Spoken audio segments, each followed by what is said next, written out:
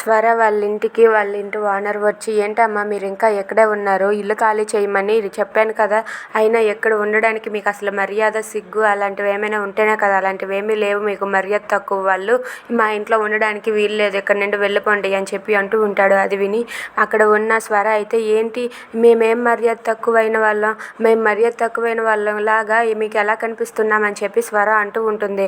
ఆ రాత్రే మీ ఆయన వచ్చి అన్నీ చెప్పి వెళ్ళాడు కదమ్మా అని చెప్పి అంటూ ఉంటాడు. దాంతో స్వర అయితే మౌనంగా ఉండి చాలా బాధపడుతుంది. ఇక ఇంట్లోనికి వెళ్ళి బెడ్రూమ్ అంతా కూడా చెక్ చేస్తూ ఉంటాడు. ఆయన చెక్ చేస్తూ ఉండడం చూసి స్వర అయితే, ఏంటండి ఏం చెక్ చేస్తున్నారు అని చెప్పి అంటూ ఉంటుంది.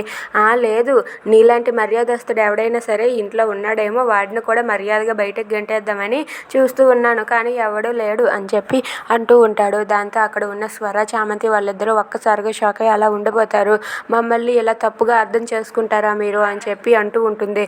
దాంతో లేదు, మీరు ముందు ఇల్లు ఖాళీ చేసేయండి అని అంటే, అక్కడ ఉన్న చామంతి అలాగే స్వర వాళ్ళిద్దరూ కూడా ఇల్లు ఖాళీ చేసేసి కొత్తపల్లి వెళ్ళిపోవడానికి బయలుదేరుతారు. ఇక వాళ్ళైతే లగేజ్ సర్దుకొని బయటకు వచ్చి అలా వెళ్ళిపోతూ ఉంటారు. ఇదంతా కూడా దూరం నుండి అభి చూసి చాలా సంతోషిస్తూ ఉంటాడు. If you like this video please like, share and subscribe.